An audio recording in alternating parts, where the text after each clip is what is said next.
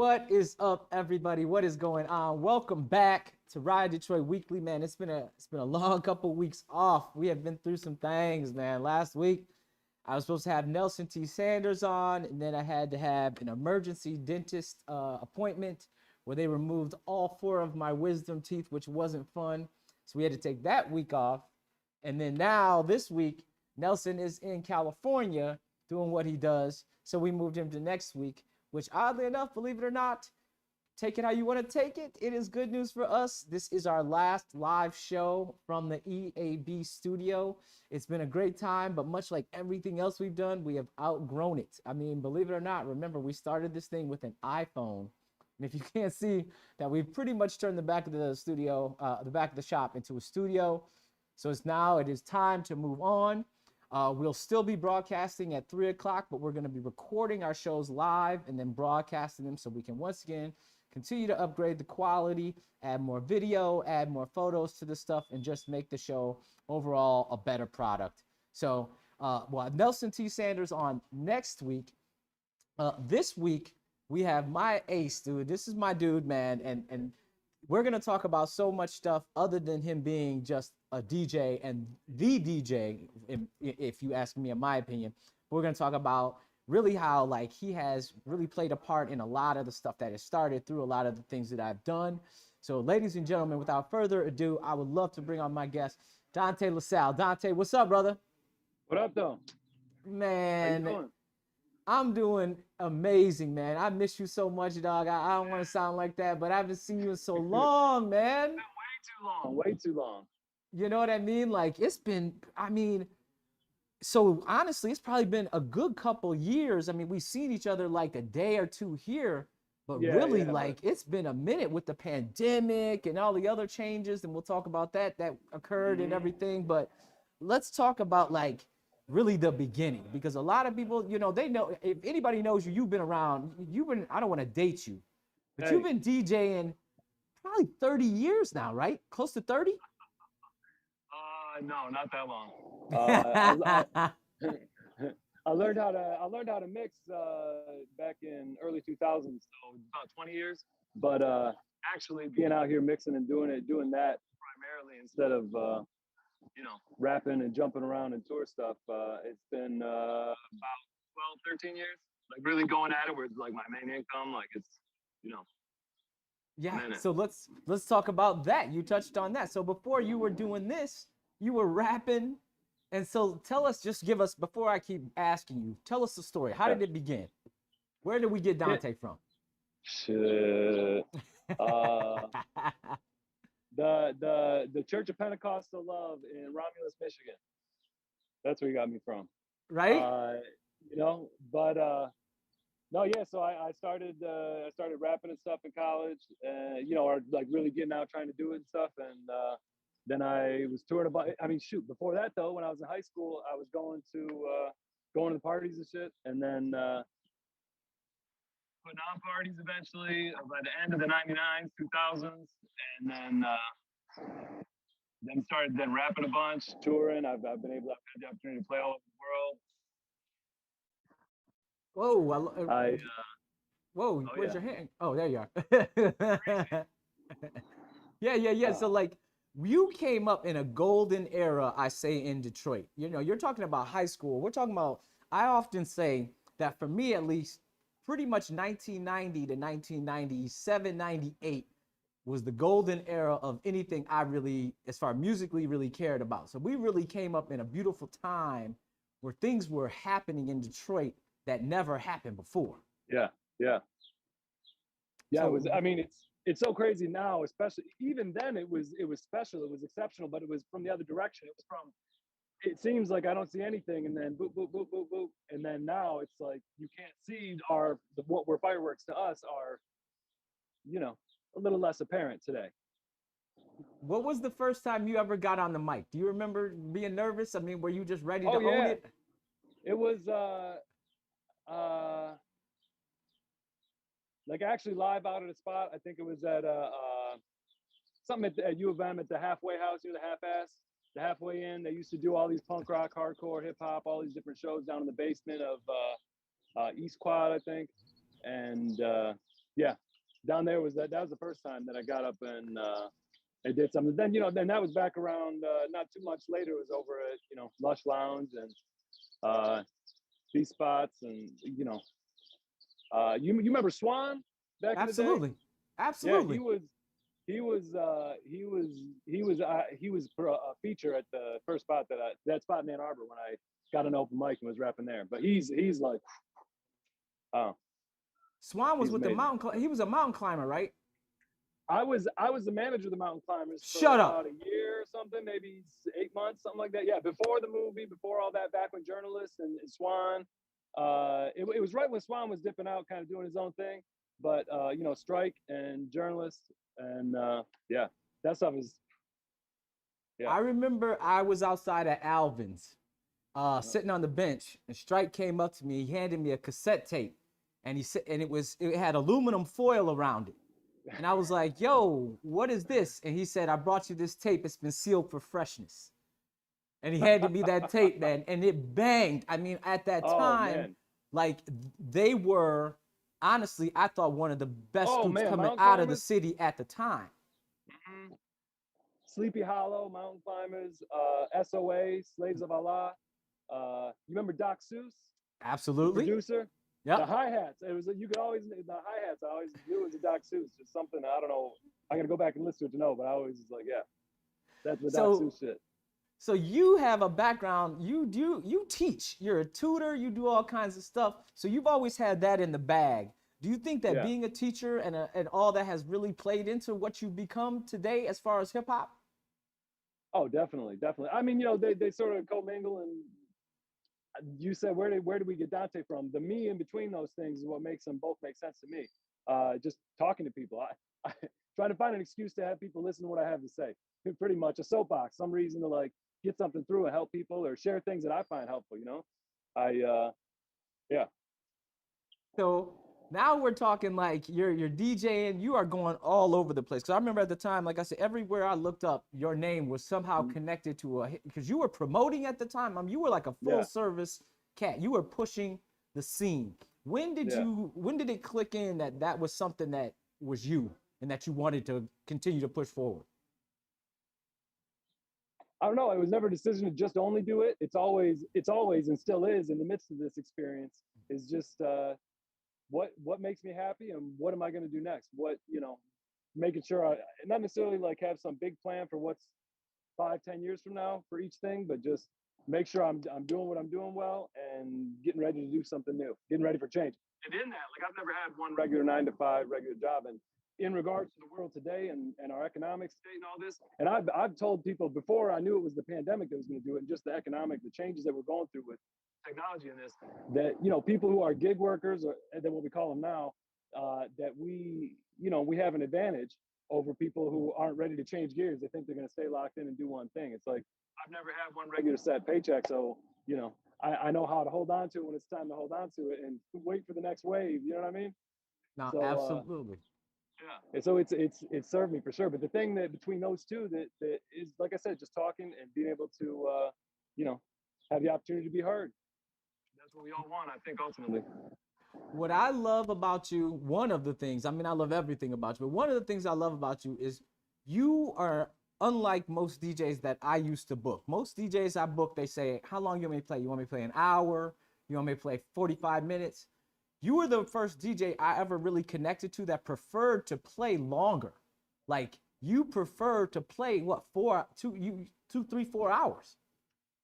Yeah, yeah. That's when my first gig, right when I decided. I mean, I knew back when I was rapping, I got radio interviews where I'd say, when I grow up, and this is part of that mindset I mentioned previously, when I grow up, I want to be a DJ because I know I can stay in one place and more gigs in one area, and the DJ is such an essential part of the party, like fundamentally in a hip hop sense. But so yeah, so right off rip, when I decided I'm ready to go for it, I'm ready to go in on DJing.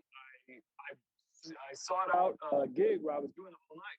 I was working 4 hours every week. Like, okay, let's get better, let's get better, let's get better. So I just am in the habit of, and I prefer to be able to have the long stroke mode where I'm taking care of the vibe as it goes across a longer time. I don't know. Be able to touch it. I want to have a deep conversation with you. I don't just want to talk about some small talk. I just want to throw you some pop or whatever, you know. Maybe there's some of that in there, but I'd rather be able to, you know, go here, go there. Maybe you're feeling this part of the conversation, maybe not. But these, you know, we're here, move around. All right. So I don't know. Again, with the communication, I guess, because it really is a means of communicating with like a whole group at one time, like in a strange way, you know, with the mix and DJ. And you understand, you know, you're so Jason has been very, very closely tied to a lot of DJ culture and things that you all don't know anything about. Being secure and having security and Lido and so on. Stop outing me, man. Stop outing me. I'm going further. Don't, they can't find the D-Love archives to get all the details, you know? So it'll be good. I tell people, like I said, when you play for 4 hours, you touched on it, man. It's about the ride and the experience. A lot of DJs, when they come, they have an hour and they think I got to give them this one genre. But what's cool is you really can determine which way it's going to go at any moment because your repertoire is so deep.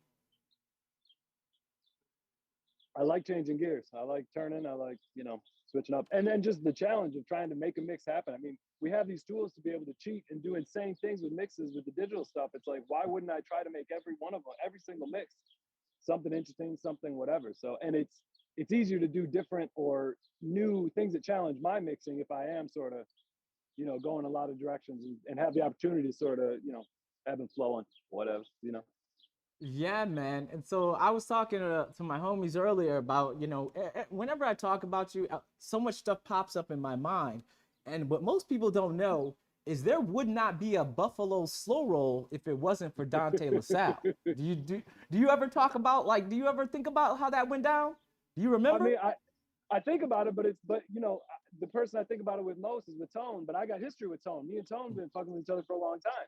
He was tour manager for this artist Idris on Warped Tour back in 2006, 2007 maybe, and I did on a bunch of Warped Tours for years. I do 3 weeks a month, whatever, and then I did then they finally had me come out the whole tour, and so I knew him from he kept hitting different dates, and he kind of tour along with his artists and hit a couple Warped Tour dates, but he was a big bike fanatic. Right now, I don't know if you follow him. You've seen his story right now. He's traveling across the southern United States. I don't know if he's back home yet or not. I imagine he's along the East Coast somewhere. They seem to be taking their time. I'm trying to catch up with him. Yeah. Oh man, it's awesome. But he's such a. I told him you have to do this. You know, he'd always talk about how Detroit and Buffalo have such similarities, and you know the Rust Belt and all these other aspects. And so I kept telling him, I was like, man, you got to do this. You got to do this. Trust me. Just fuck with me. And if you don't get it, come here. Come see what we're doing. Like, you will love this. It's your thing. He's an organizer, you know, and just a hilarious, great dude. So Dante's really underselling so Dante was like, yo, I was actually at the time like kind of going nuts probably on some stuff that I'm usually on. And I was like, I got to get out of Detroit. So Dante had a gig in Buffalo. So he was like, yo, if you want to get out of here, he was like, you can go with me to Buffalo. We're going to stay at my boy Tony's crib. You know, it's all good. And I was just like, at that time, I didn't even care. I was like, let's just go. And I got there. And it blew my mind that Tony was like one of the first like kind of entrepreneurial cats that I really saw who was working out of his space. Like he had converted his space into his office. And so like right off, I was like, this dude is real.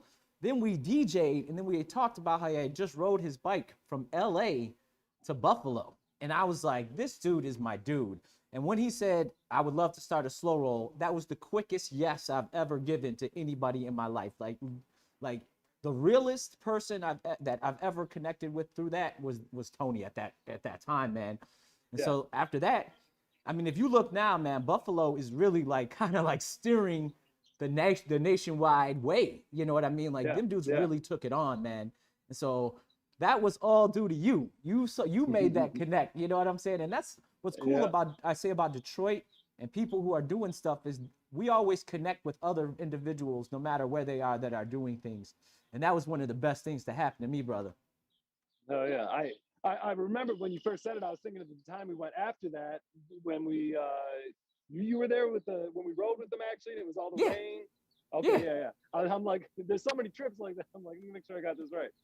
Yeah, yes, that was crazy. And that was like as one of the first times that I realized you actually DJ for 4 hours. Because I remember you were DJing and I was at the crib and you were like, yo, come out to the spot. And I was like, how long you here for? You were like 4 a.m. I was like, bro, I'm out. I hadn't even thought about that. I was like, damn, that was a long gig. That was a very long gig.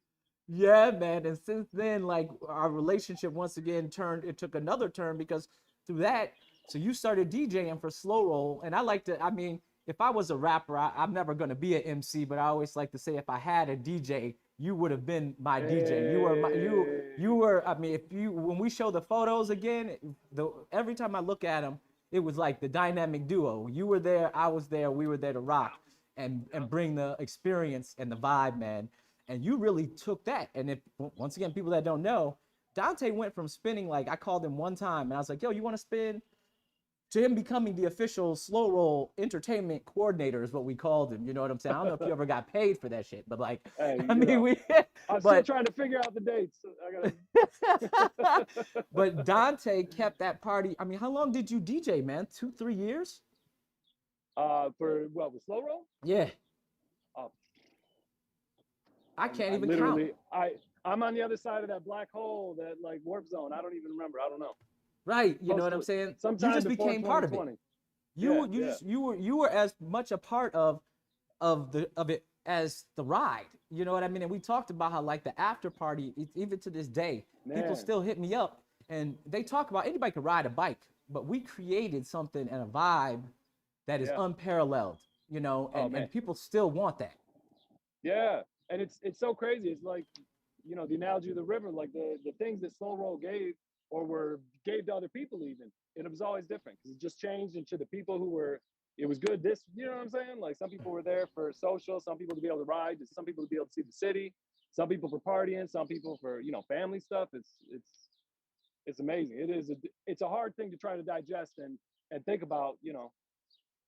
I don't know. I don't even reflect on. I don't know. Right, It's a right. lot. It So was a lot. Thank you. it's Thank you. It no, was a thank lot. you, brother. Thank you. So I gotta ask. So I got, I have a million stories. People used to come to me all the time and tell me stories about slow roll and what it means. Did anybody ever come up to you and say, Dante, man, let me talk to you about like what this has done, or like you got any crazy stories? Man, I got yeah, there's people that just surprised me that would come up years later and just be like, yeah, man, I remember seeing you. You were like one of the first DJs I seen playing this and this, and just got me turned on to. I never thought about this kind of music with that kind of music, and I'm trying to think of anybody specific because I'm working. You know me, like I love to smile and I want, but when I'm DJing, I'm like, no, what, So And you and I you got me I in your only I ear. make yeah, exactly. Hey, give me that mic. Oh wait, hold up. Let's get some of this. Right? Woo, hey, woo. You know. Like I said, man, I always wanted to be the MC, man, and you put me the closest to it, brother. You know what I mean? So what's going on It right was a now, natural man? fit. What's Well, going on right now, man? I'm thinking right now. You said I got a little distracted about stories because when you said, "Do you have any crazy stories? Think about whatever," and I got one story that's been sticking in my head that I haven't had the chance to share, and I don't think I ever told you this story before, but Oh, jeez. back in the day, when I was doing all that promoting and stuff, uh, I would I would be in sometimes when other people were promoting parties, I would help them, watch the artists or to make sure the artists get to the spot.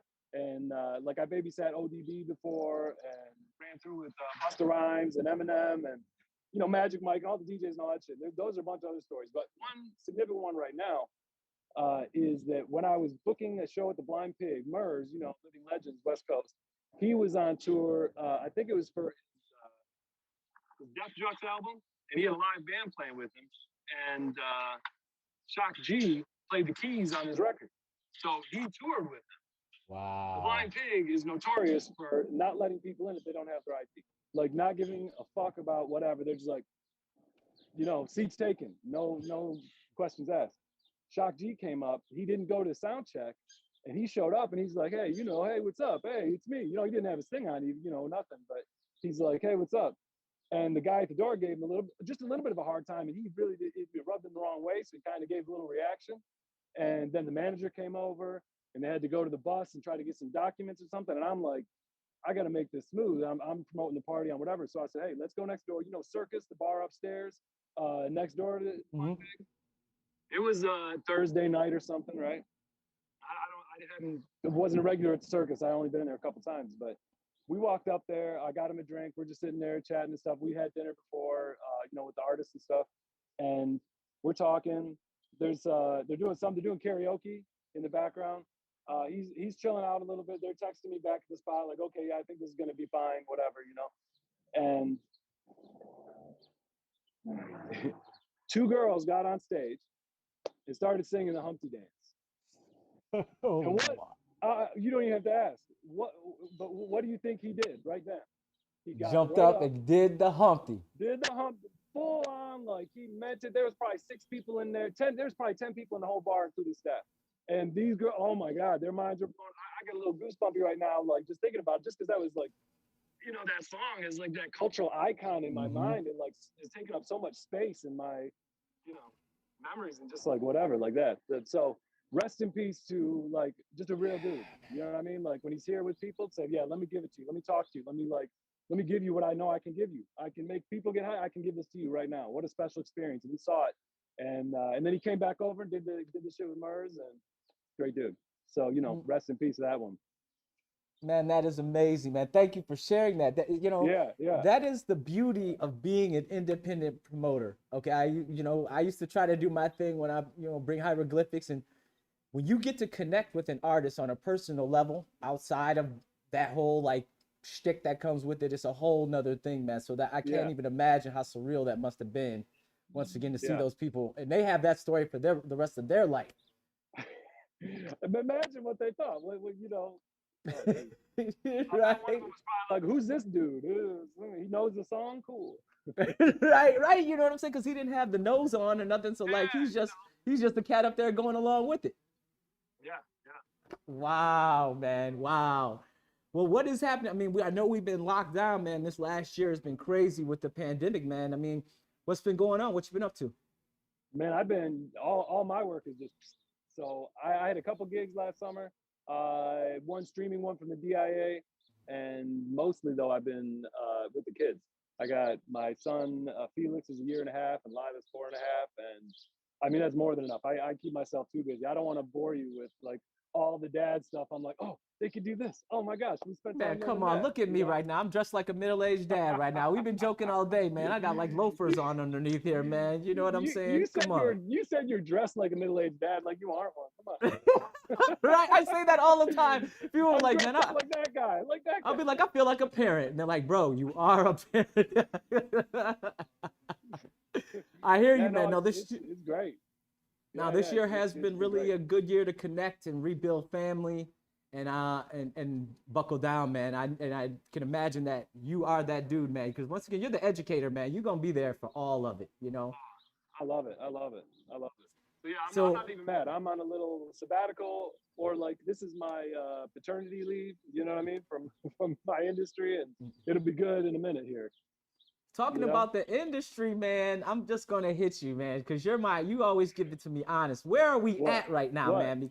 Okay, so rap music, man, I don't get it. I'm being real. I don't get it. Like, I mean, the only rap I listen to is rap that came out prior to all of this. I feel like we're in the snap right now, and Thanos just brought out bad music.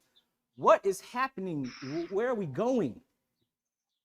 I don't know. I mean, the we is the tough thing, because if we include, us heads, and then even the old heads, not us, but the older heads, and then he's like younger kids, and then actual kids. I mean, if that's us, then I think that we gotta accept that we have a lot of different tastes. No. I knew you were gonna say that.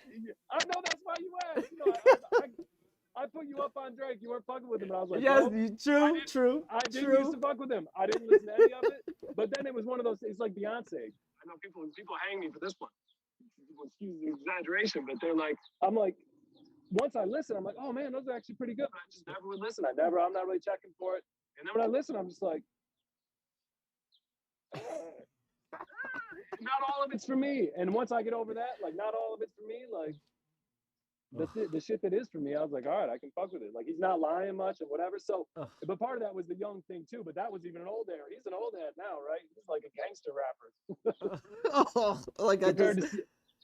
Compared to some of the stuff now, some of the stuff coming now, So yeah, I do not know. I just want to sit back and listen and be like, okay, what are you guys on? What are you kids on? What is good about this thing? There's something that's good about it to you. What is it? And then I can hopefully serve to connect the bridge between that and other music that they may not realize is similar on purpose or on accident, you know. And then as a DJ, I get the opportunity to be like, you know, put it in their face. So here it is. You know, Do there's a you little play bit of it? that. Do you play it I if mean, they what come? is it? I mean, I don't play Xanax bar shit much. You know what I'm saying? Like, I don't get that deep on the SoundCloud rap stuff, and you know. But let's see. But yeah, there's a couple. I mean, I can't even think about artist names right now because Jason. So since 2009, 2008, 2010, something like that, I've been DJing 4 to 12 hours for the first 6 years, and since then, you know, 20 to 30 hours a week DJing every week. Right. Usually 4 hours straight. I'm in the headphones. I'm in the zone. I'm thinking about artists. I'm thinking about connecting it. I've only, even at the crib, I've only DJed a few times. And it's not because I don't want to, I don't enjoy it, but it's just like,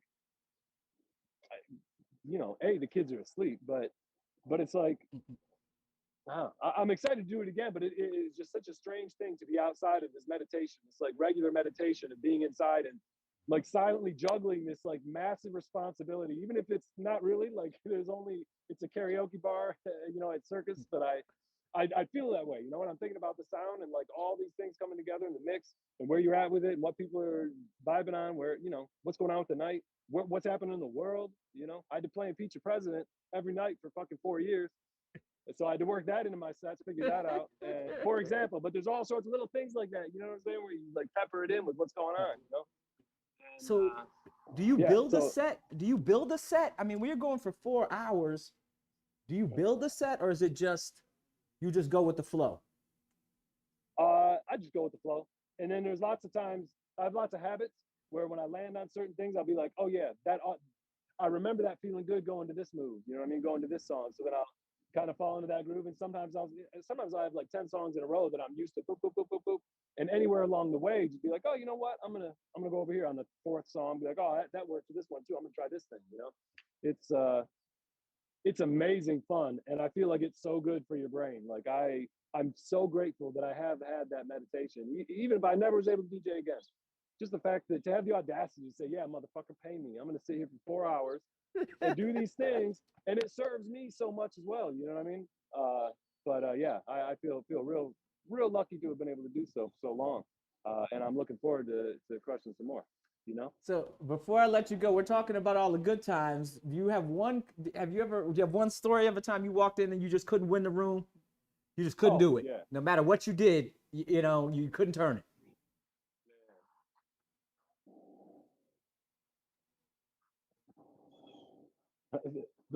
I got one that comes to mind in like Montana on tour rapping years ago, and there's like again like 6 people in Montana in this spot. It was like a connection date. Tone booked for us on this tour to get up to Portland and Seattle and other dates. We were actually like, you know, banging it out.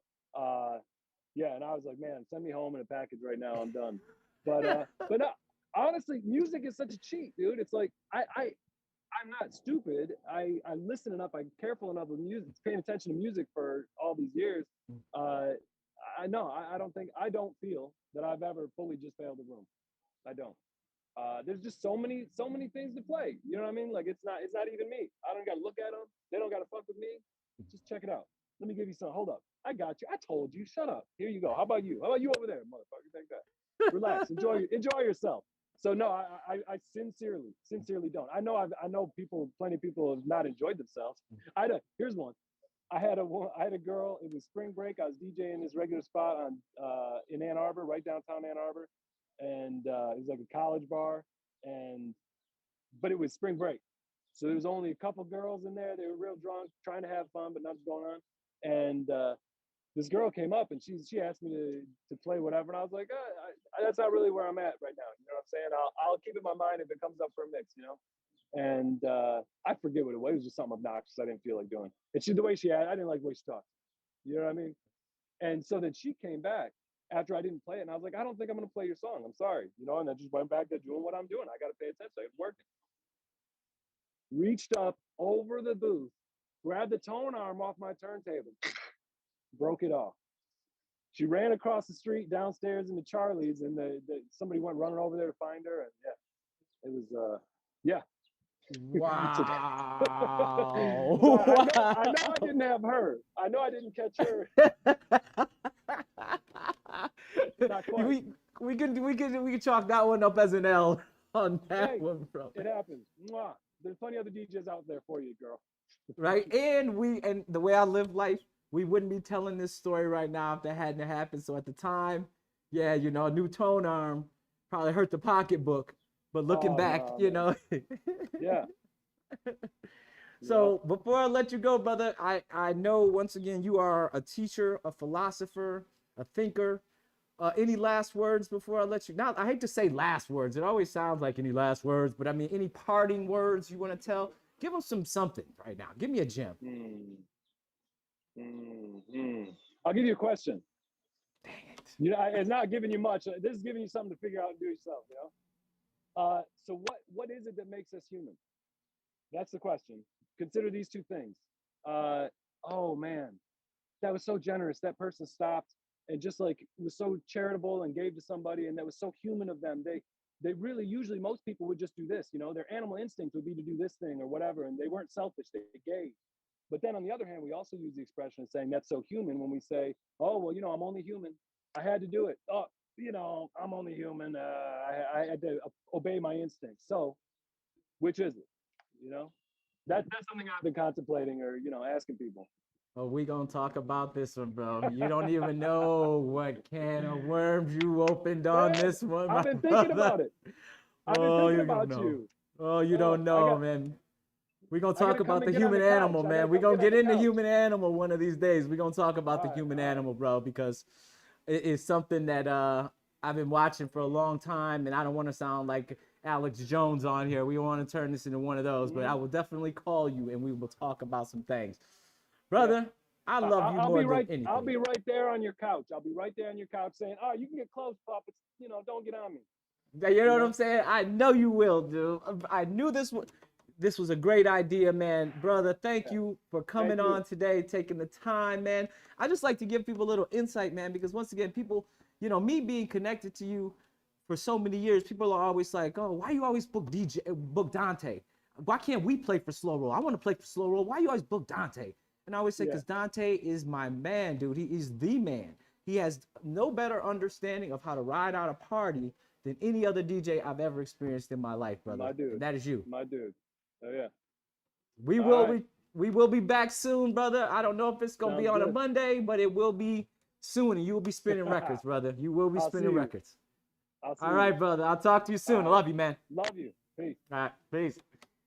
Man, there it is, Dante Lasalle. For all y'all that ask me why I book DJ, why I book Dante as a DJ, why I always keep him around, every one of those questions is answered. Not only does he feed my musical knowledge, but he feeds all of my knowledge. And that's what you need to keep people around you that are constantly feeding you and not taking away from you.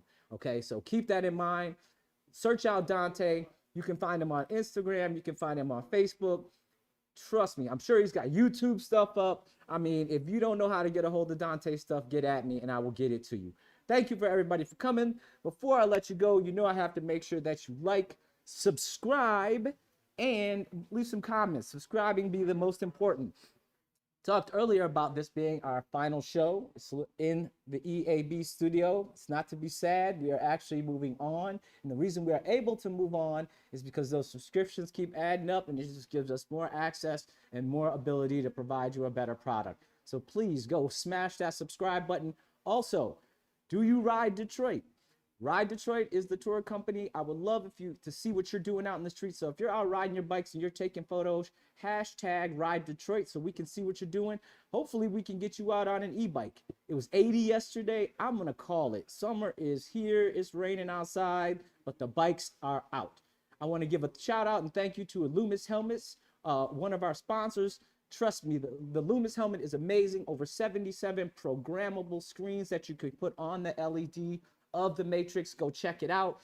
Griffin Claw Brewing, they've been representing my boy Kyle over there. Shout out to them. They have been representing and keeping up with us since day one. So shout out to Griffin Claw.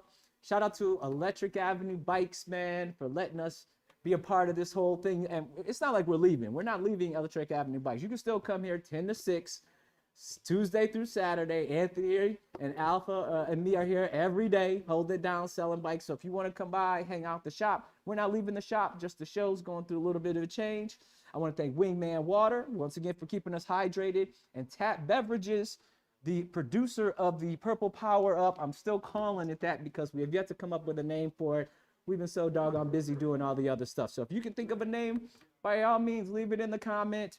Keep subscribing and keep feeling good, everybody. See you next week. Next week's guest, I promise you, Nelson T. Sanders Jr., the owner of Dante Detroit. We're going to talk fashion, and we're going to talk about why everybody should have a top-notch suit. All right?